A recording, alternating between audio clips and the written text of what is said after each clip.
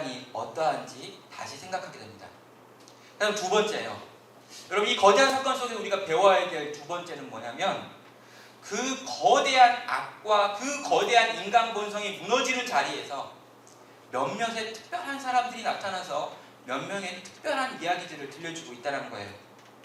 인간은 그렇게 철저하게 무능하고 철저하게 무력하고 철저하게 무능한 존재처럼 보여지는데, 여러분, 그 속에서, 여러분, 그 안에서 간간히 보여지는 어떠한 특별한 사람들의 이야기가 있어요. 여러분, 22살짜리 여자 비정규직 아르바이트 승무원이었던 박지영 씨라고 하는 분이 있는데요. 여러분, 이분이 학생들의 탈출을 돕는 중에 자신의 탈출을 챙기지 못해가지고 숨을 거뒀습니다. 근데 이분은요, 마지막 순간에 자기의 구명조끼마저서 벗어가지고요, 구명조끼를 챙기지 못한 학생에게 입혀주면서 자기를 걱정하는 학생에게 선원은 탈출 순위가 제일 마지막이다, 너희를 다 구하고 나중에 나갈게 라는 말을 전했다고 해요. 그리고 그녀는 거기서 유명을 달리했죠. 여러분, 이 여자분 모르겠습니다. 여러분, 22살짜리예요. 여러분 가운데 있는 고3 또래가 여기에 속하는 분이죠. 비정규 아르바이트생이었고요. 그런데 그가 했던 말이 뭐냐면요, 선언은 탈출 순위가 제일 마지막이다. 선장이 일본으로 나간 상황에서 알바생은 마지막으로 나가겠다고 이야기합니다. 여러분, 35살의 남윤철 선생님은요, 역시 비상구 앞에서 학생들을 구하다가 선박 내부에 남아있는 여학생들을 구하려고 후미까지 들어가서 거기서 숨졌습니다. 그 선생님에 의해서 구조된 여학생들이요, 인터뷰를 통해서 이렇게 말하는 것을 들었는데요. 그 선생님이라면 그러실 줄 알았어요. 평소에도 그런 분이셨거든요. 여러분, 그 선생님이라면 그러실 줄 알았대요. 평소에도 그랬습니까? 그리고 그분 그렇게 안쪽에서 시신으로 발견되었죠. 선실에서 가장 위쪽에 있었던, 그래서 가장 먼저 구출되셨던 분 중에 한 분이 단원고 교감 선생님이었습니다. 수많은 학생들이 죽고 실종된 가운데 자신 혼자 산 것에 대해서 심한 고통을 느꼈던 이분은요, 며칠 전에 자살로 그 삶을 마감하며 이렇게 유언을 남겼습니다. 200여 명의 생사를 알 수 없는데 혼자 살기에 힘이 벅차다. 나에게 모든 책임을 지워달라. 내가 수학여행을 추진했다. 내 몸뚱이를 불살라 침몰 지역에 뿌려달라. 시신을 찾지 못하는 녀석들과 함께 저승에서도 선생할까. 여러분, 어떤 분은 이분이 자살했다고 이야기하면서 굉장히 잘못했다라고 이야기를 하지만요, 적어도 이 사건에 대해서 책임지는 사람은 딱 한 분밖에 없어요. 저는 이렇게 생각을 하는 거죠. 이 학생들이 저승에 가는 길에 선생으로 인솔해야겠다라고 하시는 건데, 이걸 과연 자살로 봐야 되는지 잘 모르겠어요. 이 사건에서 유일하게 책임지는 한 선생님의 모습을 보았습니다.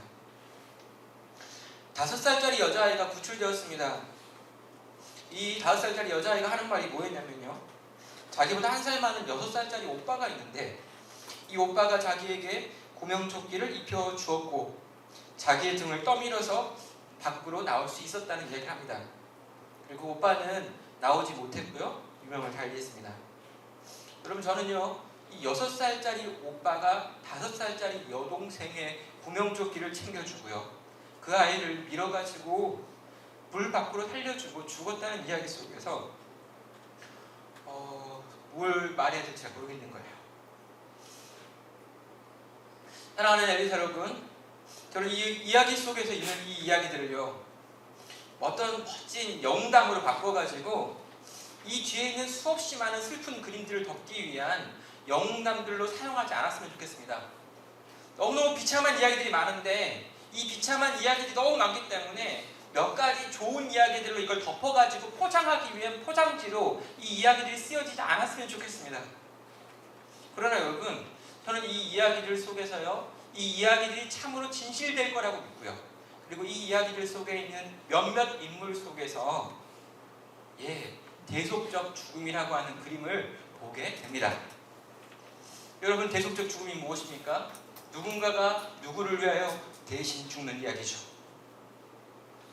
여러분 이사야 53장 4절부터 6절까지 있는 말씀, 5절까지 있는 말씀 같이 한번 읽도록 하겠습니다.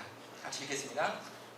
그는 실로 우리의 시골을 지고 우리의 세습을 당하였거늘 우리는 생각하기를 그는 증거를 받아 하나님께 받으며 하나님께 받아 하였노라.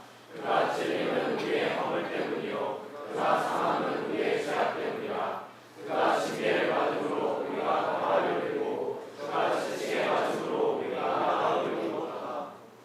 사랑하는 여러분, 항상 누군가가 누구의 잘못과 누군가의 생명을 대신해서 대신 죽는 이야기가 어느 때건 있어 왔다라고 하는 것이죠. 여러분 인류의 역사를 돌아보고요, 수없이 많은 참사들에 대한 이야기를 듣고 있으면요, 그 수없이 많은 참사 속에서 수없이 많은 그 고통의 이야기들 속에서 아주 평범한데요, 아주 평범한 그가 특별하고 위대하게 죽는 이야기들을 볼 수 있습니다. 분명히 자기가 살 수 있었음에도 불구하고, 살아남고 살아도 괜찮은 상황임에도 불구하고 누군가를 대신 살리기 위하여 자기의 생명을 내어놓는 특별하고 이상하고 평범한 사람들의 이야기들이 어디에나 박혀 있더라는 것이죠. 사랑하는 여러분, 인간은 거대한 고통과 사고와 죄에 대해서 무능했습니다. 그리고 무정했습니다. 인간은 부패했습니다. 그리고 그 부패가 내는 썩은 냄새를 풍겨냈었습니다. 그러나 여러분, 이 부패한 인간들과 이 부패한 인간들이 만들어낸 거대한 고통 속에서 어떤 이들이 그 모든 고통 속에서 누군가를 위하여 대신 죽어주는 방식을 선택하는 사람들이 있어 왔다라는 거예요. 이름도 다르고 성도 다르고요, 또 크기도 다르고 나이도 다릅니다. 그들이 맡고 있는 다양한 역할들도 달랐습니다. 그러나 사랑하는 여러분, 그들의 종교가 무엇인지 알 수 없지만 그들이 보여주고 있는 모습은 우리 주 예수 그리스도께서 우리를 위하여 우리 대신 십자가에 달려 죽는 대속적 죽음의 모습을 보여주고 있더라는 거예요. 사랑하는 여러분, 예수 그리스도께서도 죽어가는 이들, 죽을 수밖에 없는 이들 대신 자신이 죽으셨고요, 이들 역시 죽을 수밖에 없는 인간과 자기 생명을 바꿔서 대신 죽임을 당하는 방식을 선택했더라는 거예요. 사랑하는 여러분, 우리는 이 그림 속에서요, 이 거대한 고통과 이 거대한 사망의 그늘 아래서요, 한쪽은 이 그늘 속에 완전히 잠겨있는가 하면 한쪽은 이 속에서도 빛을 드러내는 사람들을 발견할 수 있다는 걸 분명히 기억하셔야 된다는 것입니다. 사랑하는 여러분, 저는요, 이 부활절에 정말 같이 고민하고 생각하고 더 고민해봤으면 좋겠는 것이요, 정말 우리가 부활절을 온전히 경험하며 부활을 누리기 위해서라면, 사랑하는 여러분, 우리는 죽음과 사망과 십자가를 더 깊이 체험하고 더 깊이 경험하며 그 속에서 내가 있어야 될 자리를 선택해야 된다는 것입니다. 사랑하는 여러분, 우리는요, 일주일 동안 주님의 죽으심을 묵상했을 수 있어요. 여러분, 그러나 동시에요, 이 주님의 죽으심을 묵상하기를 조금 더 해야겠다라는 생각이 드는 것이죠.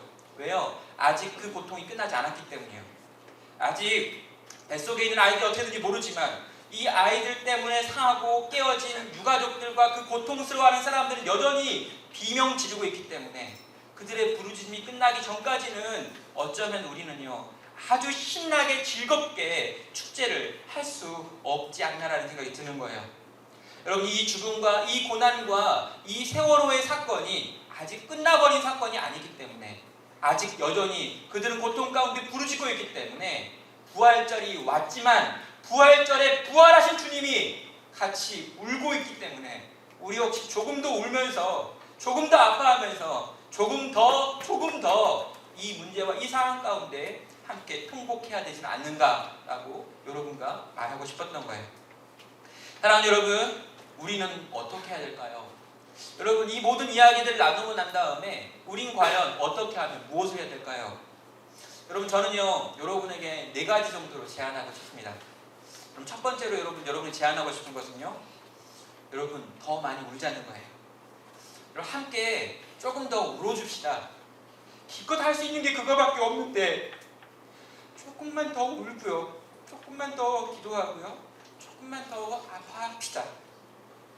너무 쉽게 너무 빨리 이 아픈 자리를요 벗어나고 피하지 말고요 조금만 더 같이 봅시다. 희생자를 위해 울고요, 유가족들을 위해 울고요, 단원고를 위해서 울고요, 이 못난 나라를 위해 울고요, 300여 명의 희생자를 낸 이 거대한 인간들이 만들어낸 구조를 가지고 하나님 제발 용서해달라고 울며 하나님께 나아갈 수 있기를 주님으로 축원합니다. 두 번째로 여러분, 유가족들의 편에 서 주었으면 좋겠습니다. 우리가 할 수 있는 게 별로 없기 때문에요, 뭘 할 수 있냐라고 물어보면 할 말이 없습니다. 그러나 여러분, 유가족들이 내는 목소리를 여러분 듣고요, 그들과 똑같은 목소리를 내주었으면 좋겠다라는 생각이 들어요. 모르겠습니다. 제가 무슨 정치적 입장을 이야기하는 것일지도 모르겠지만요, 끊임없이 유가족들의 목소리를 지워버리고 닫아버리고 들려주지 않고 있는 이 세상 속에서 지금 그분들이 어떻게 울고 있고 어떻게 비명하는지 여러분 듣는 자리에 나아가시고요, 그들과 똑같은 목소리를 내주는 것이 우리가 할 수 있는 어쩌면 유일한 것이 아닐까라는 생각을 하게 되는 거예요. 사랑하는 여러분, 이 이야기가요 남의 이야기라고 생각하지 마시고 여러분이 20년쯤 지난 다음에 여러분의 자녀들이 경험하는 일일 수 있다라고 생각하시면서 또 여러분이 경험할 수 있는 일이라고 생각하면서 여러분 그 슬픔에 빠진 자들과 함께 울어주는 자리, 그리고 그들이 외치는 소리를 함께 내어주는 자리에 사랑하는 여러분이 설 수 있기를 주님으로 축원합니다. 세 번째, 여러분 기억하십시다. 우리 너무 빨리 잊어버립니다. 대한민국 백성들의 가장 큰 문제가 너무 빨리 잊어버린다라고 하는 특징이라고 말해요. 그래서인 것 같습니다. 끊임없이 이런 사건들이 계속해서 반복적으로 터져 나오고 있는 이유 말이죠. 몇 명이 사과하고 몇 명이 감옥 가고 아무것도 고쳐지지 않은 채 또다시 이런 사건들이 벌어지는 걸 수없이 경험했고 수없이 여러분은 그 위태위태한 걸 통과해서 여기까지 왔습니다. 사랑하는 여러분, 그래서 여러분 기억했으면 좋겠습니다. 여러분 이 기억이요 정말 힘듭니다. 왜요? 여러분 중간고사 봐야 되니까. 여러분 이 기억하기가 쉽지 않습니다. 취업해야 되니까요. 기억하기가 쉽지 않아요. 여러분 정말 연애해야 되니까요. 그래서 끊임없이 여러분 가운데 밀려오는 여러 가지 것들 앞에서 여러분의 일상들을 챙기기 위해서 어쩔 수 없이 이 기억들이 희미해져 가죠. 여러분 맞습니다. 그렇게 해야 되죠. 어느 때까지 여기 남아있으면 안 되는 거죠. 그러나 여러분 가능하시면 여러분의 기억의 한 자리에 이것들을 새겨 놓으시고요, 이것들이 떠오르고 이것들이 생각나고 이것들이 들려줄 때 기도할 뿐 아니라 이 일들이 바르게 시행되어지고 있는지, 이 일들이 바르게 지금 고쳐지고 수정되어지고 있는지에 대해서 생각하고 고민하고 어느 때인가 그걸 표현할 수 있는 자리에 서게 된다면 표현할 수 있는 여러분이 되시면 좋겠습니다. 마지막 본문입니다.